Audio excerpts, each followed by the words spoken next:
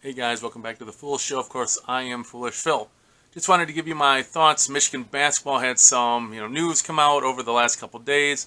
I wanted to wait till I heard both from Houstan and Diabate before I did a video. Obviously, Sunday, Hunter Dickinson announced he would come back.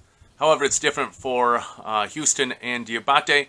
They have both announced that they would go and test the waters of the NBA Combine and see how, the scouts think about them, what they could do to improve, where they were, positioning in the mock drafts and such. And I think that's a great thing to do. Potentially, I'm just looking ahead here.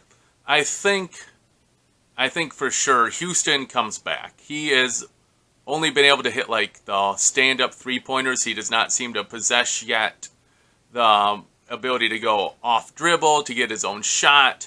He also seems a little bit of being afraid at the rim, like trying to avoid contact.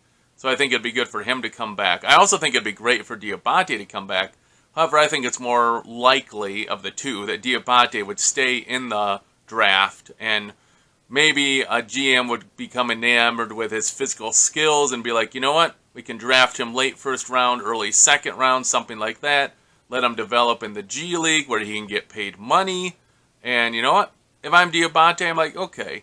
Now, Juwan Howard might be able to persuade Diabate and Houstan, especially Diabate, that, you know what, another year of seasoning, another year of conditioning, and you could look at like how Franz Wagner, I think he was projected to be a late first round, maybe early second round draft pick. He came back and he became a lottery pick for the Orlando Magic. So maybe you can spin that rather to Diabate and Houstan. You know what? You come back, we'll work on things. You'll see the results, and you'll be better, recruited or whatever, selected, drafted. There's the word I wanted, drafted. However, the NIL money that Hunter Dickinson is getting isn't there for Diabate or Houstan. So it's a little tougher to come back when you're getting no money, where maybe you stay in the draft and you go G League and make, $100,000 or $50, $60, whatever $1,000. You're getting paid to go to college, to go play basketball and work on your game. You don't have to worry about college. You don't have to worry about classes. But that's up to them. Obviously, just on the record, I think Houstan should come back, and he will.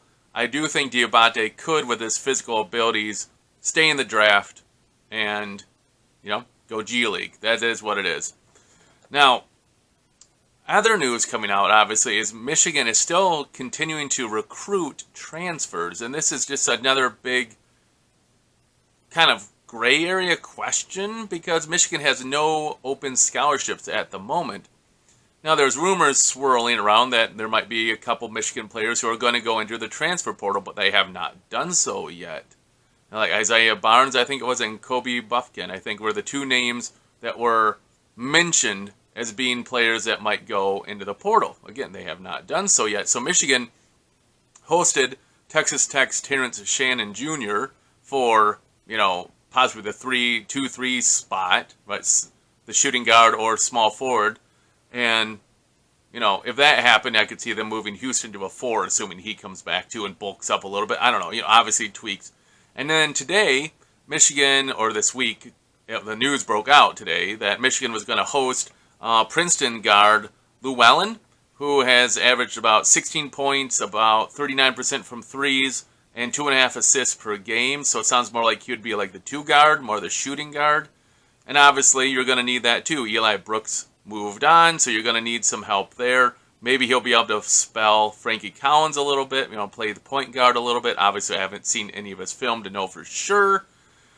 But again, this just brings up the point of Michigan doesn't have any open scholarships. Now, is this just Juwan Howard covering his bases, making sure he has contingency plans set up if people do transfer, if people do stay in the pros, and you want to have people to fill those holes? This whole timing is just so screwy with college basketball. The tournament ended early March, and now players have until, just recently, early April. And now they have at the end of April to decide. And now you have until June sometime to take your name out of the draft. So, you still have more than a month to go. And it's all these players in the transfer portal, a lot of them are just in limbo, right? I mean, just think.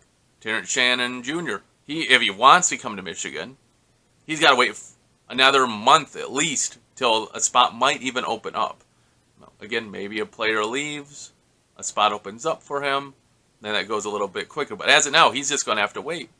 That's a long, at least to me in sports lifetime, in the sports realm of timing, it seems to be a long time to figure out where a player is going to go. They got interest, but you got to wait, and you got to wait. You got to wait on the NBA draft, the whole process, all that to work itself out. I guess in the big scheme of things, though, it's like college football players. They go to the transfer portal. Sometimes they get into a place before spring ball. A lot of them will go after spring ball and try to get somewhere else. It is what it is. The new world of transfer portal and all that. So, again, what does that say about Michigan? Is Juwan Howard just, doing his due diligence, making sure his team is going to be as good as possible if people leave? He has a good idea what the team will need. You don't want to be all of a sudden having the situation where all of a sudden players do leave and you have no one lined up and all that. So for what it's worth, reading a little bit about Llwellyen there, he's ranked the number 25th, ranked overall prospect in the portal right now, whereas I think Shannon Jr. might have been the number 1 ranked. Maybe that was in his position group, not necessarily number 1 overall. But I did read that Llwellyen was number 25 ranked overall. So, not bad players at all, and certainly Michigan has had success with, Devontae Jones and Mike Smith. So, maybe, Juwan Howard can, find another gem out of the Ivy League there. Hey, just my foolish thoughts on Michigan basketball. Let me know, what do you guys think? Should Diabate and Houstan, should they return? If they return, let me know, do you think either will return, one or the other? And is Michigan going to lose some players to the transfer portal, or is this Howard just, there's nothing really going on, he's just trying to be prepared? Let me know in the comments below. Thanks again for watching, and until I see you guys next time, as always, go Blue!